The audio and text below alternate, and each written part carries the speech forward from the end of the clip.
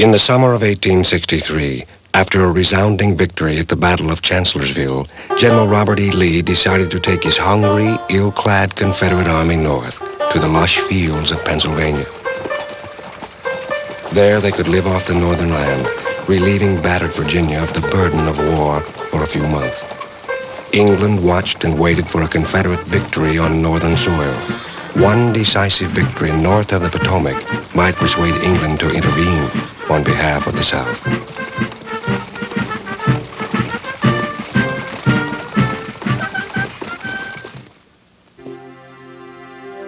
General Thomas Stonewall Jackson had helped Lee plan and win battle after battle, outmaneuvering and defeating the numerically stronger Union Army of the Potomac. But after his most brilliant triumph at Chancellorsville in May, Jackson rode out to make his own reconnaissance of the enemy lines at dusk. A nervous Confederate regiment mistook his party for Union cavalry. Jackson was shot by his own troops. Pneumonia set in. Several days later, Jackson died of his wounds at Guinea Station in Virginia. Despite the loss of Jackson, it still seemed, perhaps to Lee as much as anyone, that his army of Northern Virginia was invincible. For once, the armies were roughly equal in strength, and Confederate morale was high. So Lee reorganized the command of his army and headed north in June. He sent flamboyant cavalry general Jeb Stuart ahead with orders to rejoin the rest of the army in Pennsylvania. Cavalry served as the eyes and ears of Lee's army, keeping him informed of enemy movements and screening his own movements from his opponents. Lee could not afford to be without his cavalry for long. In the Union Army of the Potomac, yet another shakedown in command was taking place. President Lincoln had appointed a new and fifth commander, General George Meade. Meade was a dour but competent individual, previously a corps commander, given to impatience and occasional fits of rage, but was greatly respected by the soldiers who had fought under him. After 2 years of fighting and many defeats, the Union soldiers had been consistently mishandled, and they were discouraged. Lincoln could now only hope that he had found a commanding general that would prove a match for Lee. Meade had discovered Confederate movements sooner than Lee imagined, and began to move his own army north from Fredericksburg, shadowing Lee's steps towards Pennsylvania. For these armies on the march, all roads led to Gettysburg. The quiet Pennsylvania town had soon received news of the invaders, as well as a visit or two from Confederate parties detached from the main army. But no one in the small town expected the full fury of war that was to follow. By June 30, Lee's army was divided and scattered across the Pennsylvania countryside. For 3 weeks now, he had not heard from his cavalry and believed the Federal army was far away. But General Meade had better information of Lee's whereabouts than Lee had of his. Meade was moving north, also on the roads that converged in Gettysburg. On that afternoon, Confederate soldiers under General James Pettigrew approached the town of Gettysburg looking for shoes. Riding ahead, Pettigrew stopped on a ridge to search for signs of the enemy.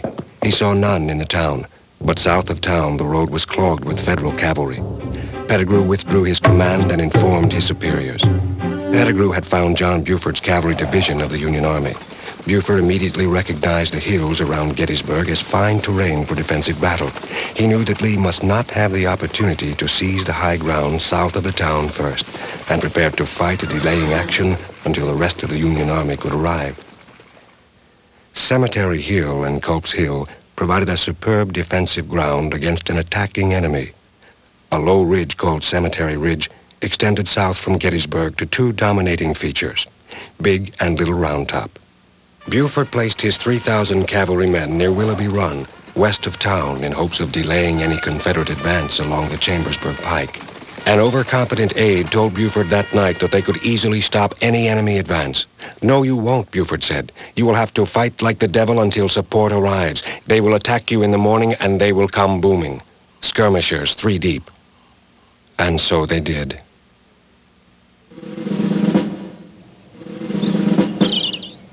At the earliest gray light of dawn, the first Confederate foragers are seen by pickets 3 miles west of Gettysburg. The first shots of the Battle of Gettysburg ring out across the Pennsylvania fields as the Confederates deploy through the woods. These are soldiers of Henry Heath's division, and although Lee has warned his commanders to avoid any general engagement until the army is concentrated, Heath's men move forward. They clash into Buford's cavalry head-on. The dismounted horse soldiers fire, using superior breech-loading carbines. Although Buford's men are outnumbered, and every 4th cavalryman must stay in the rear to tend the horses, they hold back the Confederates for several hours. General John Reynolds, one of the Union's most able and admired leaders, arrives on the field to find Buford watching the desperate struggle from the cupola of the Lutheran Seminary building. After 3 hours of fighting against greater numbers, Buford's men begin to give ground. "The devil's to pay," exclaims Buford, but he has chosen his ground well. Reynolds rushes back to hurry his corps into position as they advance across the fields below Gettysburg. Reynolds places his troops to relieve Buford's exhausted cavalrymen. Just inside Herbst Woods, as Reynolds coolly issues further orders, he is struck in the head by a sniper's bullet and falls dead to the ground as the Confederates advance. Heath's main attack has begun in earnest. Thinking they are about to quickly overwhelm dismounted cavalry, rarely a formidable foe, the troops on his right encounter the Iron Brigade, the famed black-hatted infantry troops from Michigan, Wisconsin, and Indiana, perhaps the best soldiers in the Union Army. Momentarily outflanked, the Confederates scramble back to the fence that was the starting point of their attack, but are pelted by another Iron Brigade regiment that has flanked their right. Many are taken prisoner, including an indignant and snarling brigade commander. On the northern side of Chambersburg Pike, on McPherson's Ridge, early Union success falters. Reynolds has placed 3 regiments of General Lysander Cutler's brigade to the right of an unfinished railroad cut, and 2 in front of McPherson's farm. They quickly run into trouble. A brigade of nearly green troops, led by Confederate President Jefferson Davis's nephew, are eager to prove themselves and maneuver upon Cutler's vulnerable right flank through the wheat fields. Overwhelmed, Cutler quickly withdraws his regiments to Seminary Ridge. Captain James A. Hall's battery from Maine has been placed off the Chambersburg Road in front of Cutler's line with only 1 regiment, the 147th New York, in support on its right. Hall's battery not only duels with Confederate artillery now gathering in force on a distant ridge, but tries to stem the tide of rebel infantry. As the pressure increases, Hall's battery must retire, leaving a single gun on the ridge. The 147th New York doesn't get the word to withdraw and is left in the path of Davis's determined brigade. The Confederates now threaten to roll up the exposed Union line. Held in reserve, the 6th Wisconsin of the Iron Brigade is quickly called into service. They are joined by the 95th New York and the red-trousered 14th Brooklyn, previously stationed in front of McPherson's farm. Davis's men have taken shelter in the railroad cut and send a killing fire into the ranks of the Federals. 3 Union regiments charge the railroad cut together in a V-shaped formation, aligning on the colors. The Confederates are overwhelmed by the attack. Many Confederates are captured as the rest of Davis's troops withdraw. With the railroad cut saved, Cutler moves the rest of his regiments back into position along McPherson's embattled ridge. Many miles down the Chambersburg Pike, an anxious General Lee has heard the guns of the distant battle that has begun without him, and hurries to see what his troops have gotten themselves into. Stuart's cavalry is conspicuously absent. For several hours, a strange quiet descends upon the battlefield as reinforcements arrive on both sides, and soldiers wait, peering across the empty fields at one another, knowing that the fighting has only begun. It is now midday in July, and the heat rises. In the distance, a military band playing in the town square can be heard all the way to the battlefield west of town. Then, to the north, Confederate troops arrive, trying to connect with the rest of Lee's army, and find Cutler's vulnerable flank down the ridge. Union reinforcements rush to the north of town to stop the fresh enemy troops. 8 Confederate guns unlimber on Oak Ridge, a hill overlooking Cutler's reformed line, and at 12:30 open fire, raking through the Union lines. The rebel troops are commanded by General Richard Ewell, who has taken command of Stonewall Jackson's corps after his death. The division upon Oak Ridge is commanded by General Robert Rhodes, whose brigade commanders launch piecemeal and disjointed attacks. Freshly placed Union regiments, including portions of Cutler's Weary Brigade, fire from behind stone walls and pepper the advancing rebels with a wilting fire. Again, they are pushed back. As the battle stands at a stalemate, Robert E. Lee arrives on the field. A.P. Hill's corps approaches from the west, and General Ewell's corps from the north. The Union line is hit simultaneously by a Confederate attack at its most vulnerable positions. After a brave fight, the Union positions fold, and all Union corps withdraw in haste as Confederate artillery tears holes in the fleeing army. The Confederates pursue the routed Union army, now retreating across the fields and through the town. Streets are clogged with Union soldiers, all trying to find Cemetery Hill, the designated rallying place where a civilian sign reads, $5 fine for discharging firearms within cemetery. Civilians trapped in the town huddle in their basements. The more curious and brave look out upon the wild scene from their windows. Pursuing gray soldiers collide with fleeing blue soldiers on the streets, and fighting and confusion takes over the town. One Gettysburg woman wrote, "In front of our house, the crowd was so great that I believe I could have walked across the street on the heads of the soldiers." 16-year-old George Greer, a Confederate clerk, rides his horse straight into a crowd of blue-clad soldiers, and much to his comrades' amazement, captures them all. The Union Army withdraws to the areas around Cemetery Hill, south of town, and rallies there. Lee orders Ewell to press forward, if practicable, and take Cemetery Hill. Although Union troops are disorganized, Ewell hesitates, and night falls with this strategic point in Union hands. Federals settle into their high ground positions and fortify them throughout the night, as both armies continue to concentrate at Gettysburg. Meade arrives before dawn. His subordinates assure him that they have chosen their ground carefully. "I am glad to hear you say so," replied Meade dryly, "for it is too late to leave it."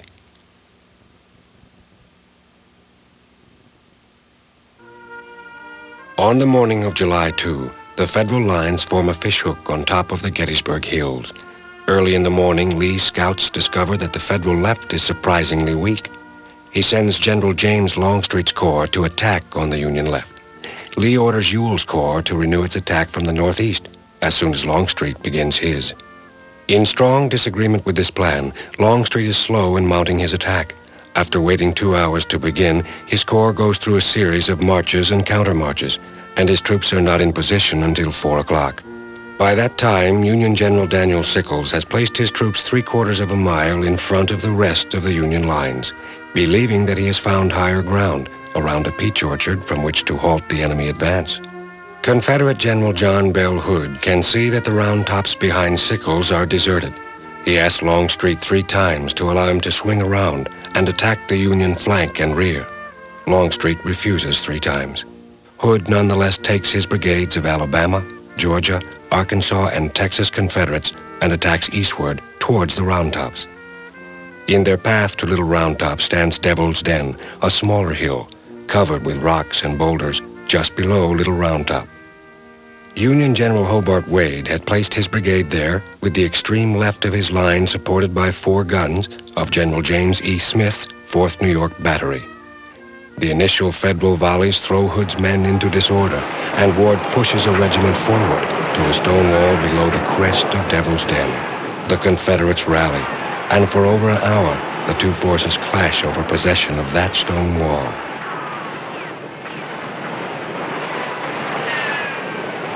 The 124th New York makes a charge that checks the Confederate advance. Smith's battery is now threatened by Confederate regiments that are advancing through the gully between the Round Tops and Devil's Den. After a continuous march of 24 miles, Hood's exhausted men press on as the Union troops around Devil's Den begin to give way. The Confederates move into Devil's Den and are now faced with the imposing task of scaling another, yet higher hill, Little Round Top, now reinforced with Union troops.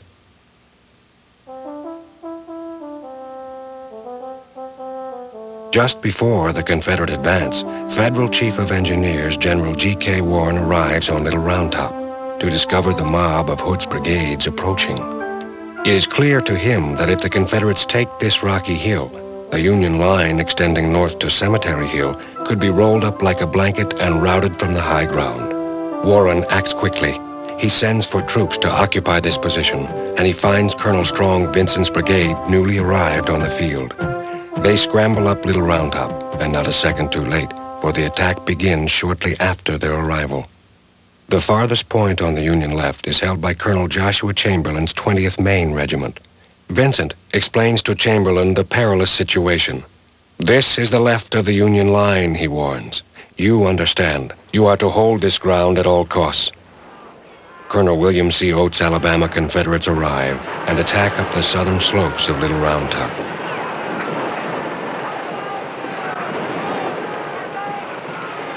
The 20th Maine crouches behind rocks and trees.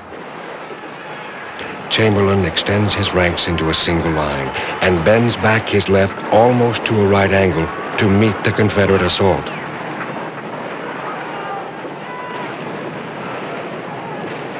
Like a wave on the rocks, the fighting surges back and forth. At times, squads of the Confederates break the line, and fighting is hand to hand. The 20th Maine is down to its last cartridge. Not knowing what else he can do but sensing disaster, Chamberlain orders his men to fix bayonets and charge, an unlikely tactic against superior numbers. The 20th Maine gallantly follows their colonel down the southern slope of Little Round Top in a wild charge towards the stunned Confederates. They surprise and strike them with such fury that the rebels cannot hold their ground. Hundreds of Confederate prisoners are taken. The small regiment of 386 men from Maine has held on the Union left. Warren has sent Lieutenant Charles Hazlett's battery up the difficult terrain of Little Round Top.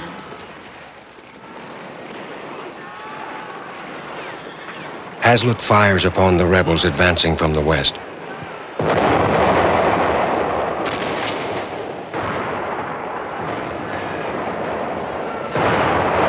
But the sporadic attacks by the persistent rebels continue.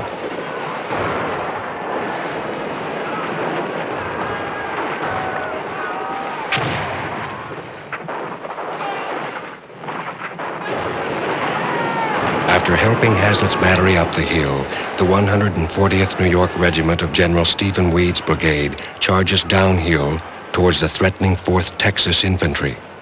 The charge sends the rebels reeling back, and the rest of Weed's brigade joins the defense of Little Round Top. Longstreet has sent in McLaw's division against Federal positions in the wheat field and the peach orchard, where Sickles has incautiously moved his line forward. General Joseph Kershaw leads his South Carolinians across the Emmitsburg Road and the fields of the Rose Farm. Taking galling fire from batteries around the peach orchard, Kershaw's left wing is slowed down as the regiments on his right contest possession of the wheat field. Portions of Colonel Regis de Trobriand's brigade, with detached regiments from other brigades assisting, face the attacking Confederates. For a while, the Federal regiment holds out under cover of a stone wall bordering the wheat field. But Union troops withdraw as Confederate forces outnumber and overwhelm them. On a hill overlooking the wheat field, Captain George Winslow's battery supports the Union troops, but is forced to retire as the Confederates gain momentum.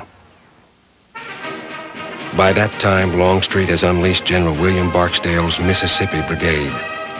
Barksdale has been frantic to enter the fight, and his charge adds a crushing blow to Sickles' troops in the peach orchard.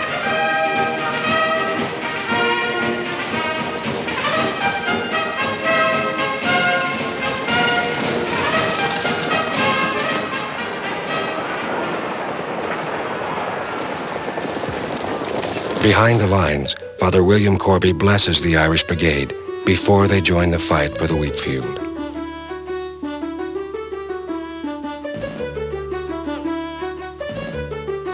Union counterattacks drive back the Confederates in the whirlwind of the Wheatfield battle.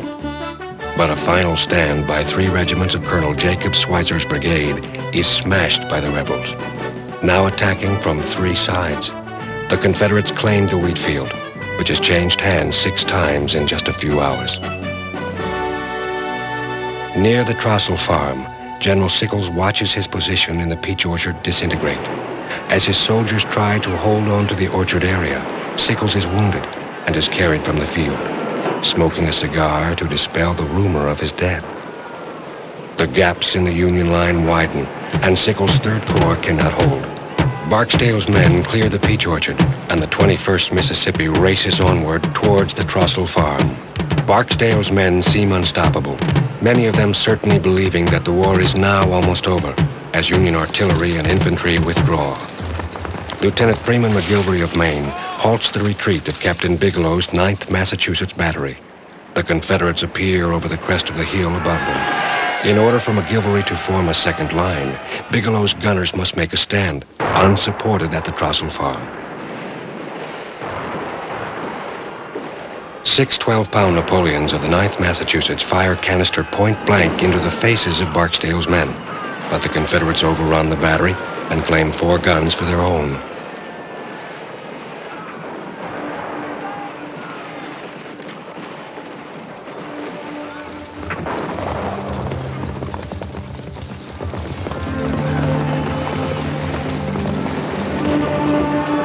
The guns get away, and a wounded Captain Bigelow is led off the field by the battery's bugler, passing dangerously close to Union guns in the rear.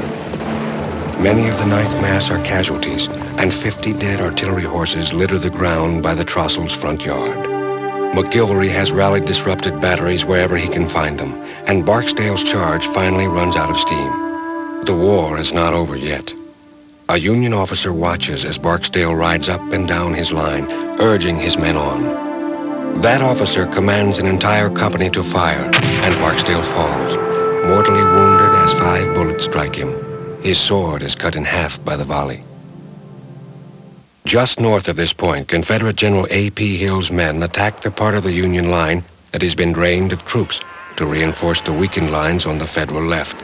And the greatest crisis of the day arrives as the Confederates advance upon the vulnerable gaps on Cemetery Ridge. Union generals now scramble for troops to close the open door. General Winfield Hancock, commander of the Union 2nd Corps, discovers the 1st Minnesota Regiment supporting an artillery battery on Cemetery Hill. "Do you see those colors?" Hancock says to the regiment's commander. "Then take them."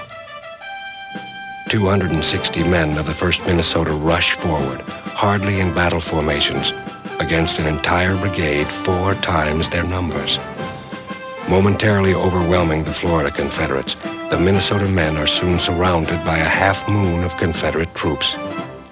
And somehow, for a short time, this small regiment halts the Confederate advance, and General Hancock has 10 crucial minutes to bring fresh troops into the Union gaps. When the 1st Minnesota retires, only 86 men return unharmed. But once again, the Union line is saved by the narrowest margin. The last Confederate brigade to attack is that of General A.R. Wright, who drives the Union troops and artillery before him. But as Wright reaches the very crest of Cemetery Ridge, he finds reinforcements on his left have faltered. Bitterly, Wright must retrace his steps, returning some 20 pieces of captured artillery to their original owners. Longstreet's attack has been stopped. On the far Union right at Culp's Hill, Confederate General Ewell is also off to a late start. Ordered by Lee to attack when Longstreet's corps strikes the Union right, Ewell delays and does not begin his attack until 6:30 p.m.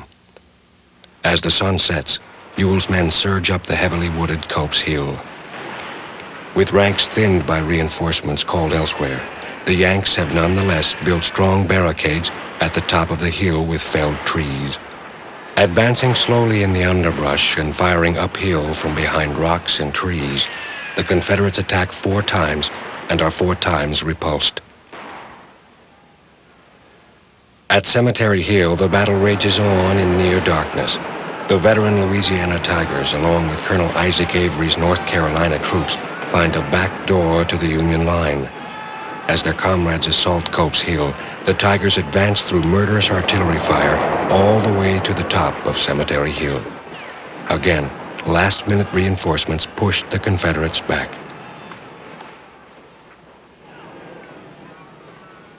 Night settles in, and fighting ceases. General Meade has made his headquarters at the home of the widow Leicester. He holds a council of war late into the night. His generals debate whether to withdraw, leaving a field hard won at great cost, or to stay and face the Confederates for a third day of battle. Unanimously, the decision is to stay.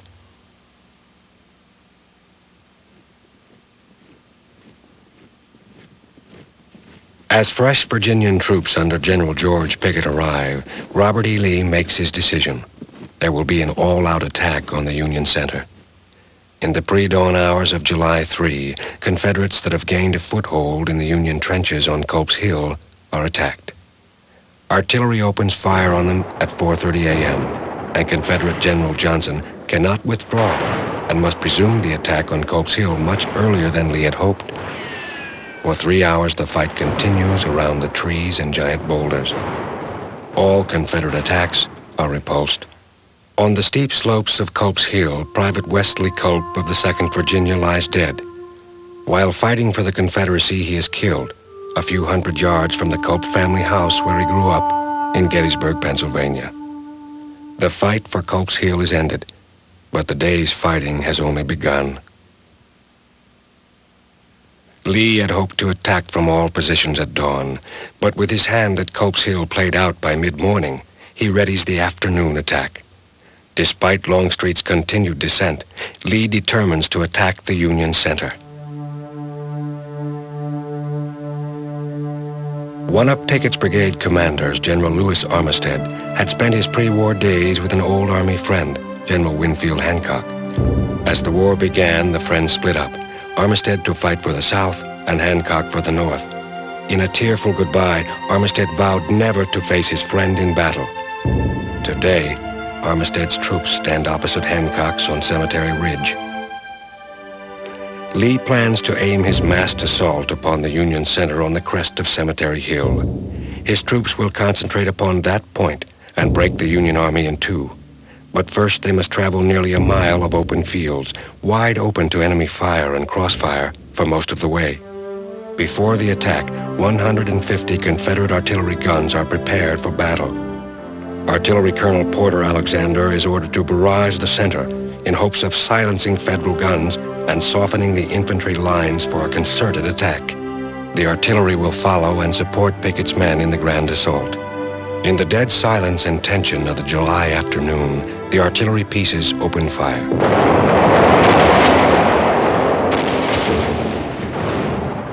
Soon to be answered by the Federal guns, and together making the loudest noise yet to be heard on the American continent.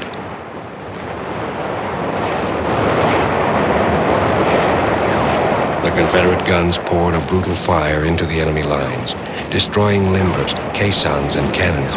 Yet one of the safest places for a Union soldier was on his own front line. The Confederate artillery was aimed a little high, and its shells and shot were landing in the Union rear, landing dangerously close to Meade's headquarters. After an hour of the artillery uproar, the Federal cannonade ceased, giving Alexander the impression that he had silenced the guns across the way. He notified Longstreet, who, choked with emotion, could now only nod his head in answer to Pickett's request to advance. In the summer heat, 12,000 Confederate soldiers began to cross the Pennsylvania fields in what would forever be known as Pickett's Charge. They were full of spirit and confidence. If Lee wished for them to take the heights, they planned to do so. On the right came James Kemper's brigade. On his left was Richard Garnett's brigade. Garnett had been unjustly accused of cowardice, and today he intended to prove his courage. Behind Garnett came Lewis Armistead, sadly, to lead his brigade across the fields against his country's enemy and his oldest friend, Winfield Hancock. That was Pickett's division. Joining Pickett's men were remnants of other brigades from North Carolina, Tennessee, and Mississippi, led by James Pettigrew. The army that Lee now thought might be invincible was ready to take its greatest gamble. Even the Union soldiers a mile across the fields declared it one of the most moving sights of the war. Yet they had a mile to go.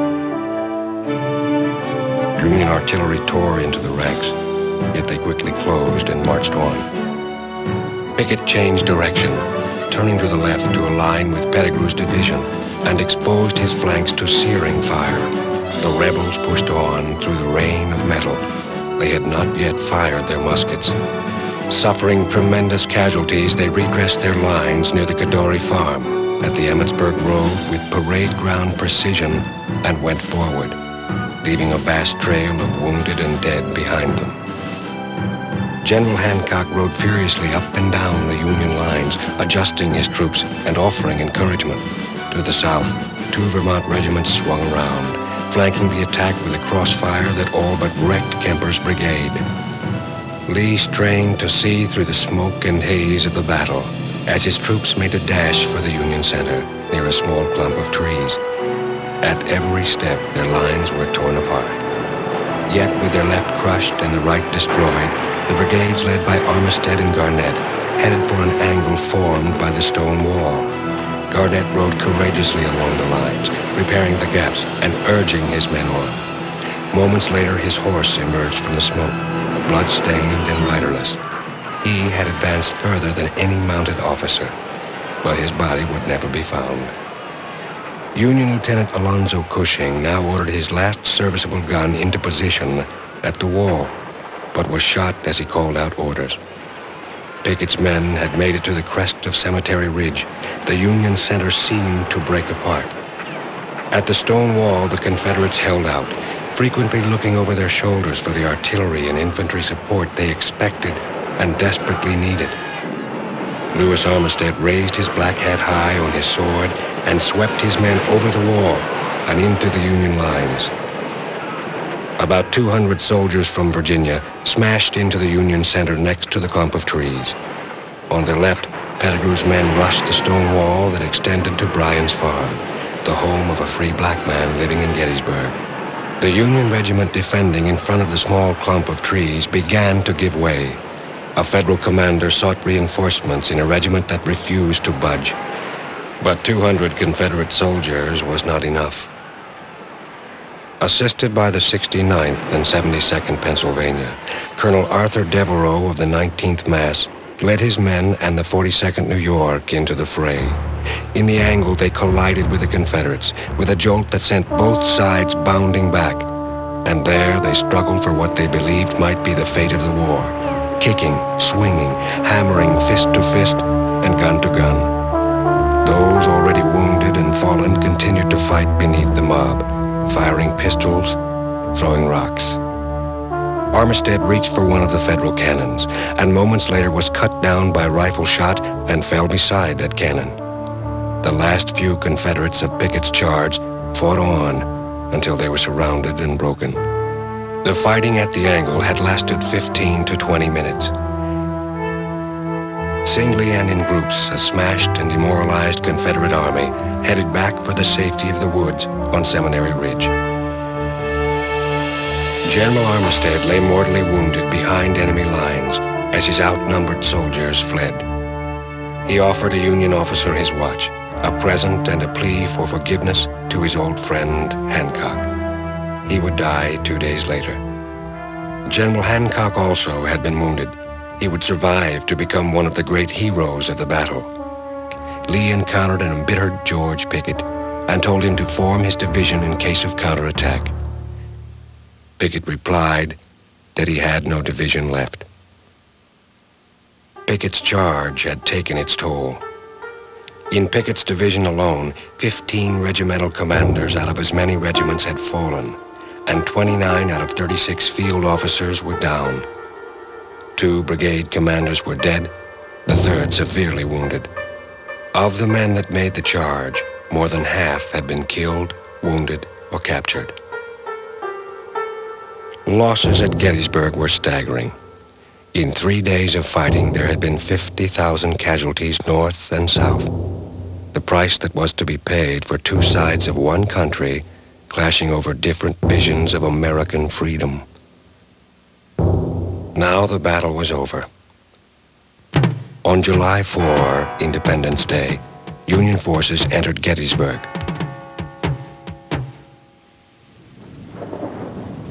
Throughout the night and early morning, Lee's defeated army slipped away to the south.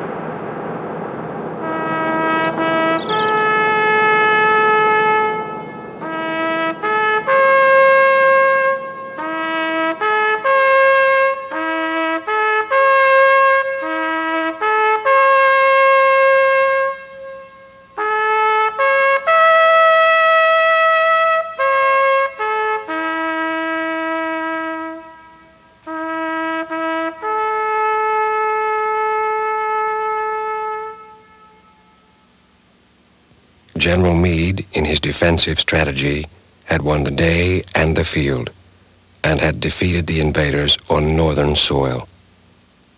The Confederates had reached their high tide at the angle of a Pennsylvanian stone wall, and would never come closer to winning their independence. The Union soldiers who had held their ground found a new strength and confidence in themselves, their cause, and their leaders.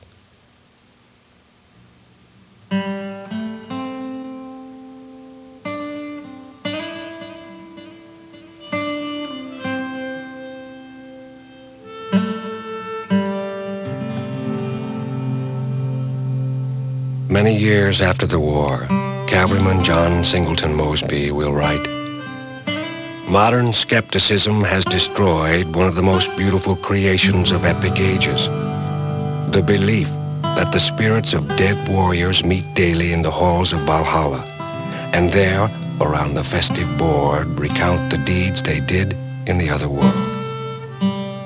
A man in my command may be forgiven for thinking that in this assembly of heroes, he will not be unnoticed in that mighty throng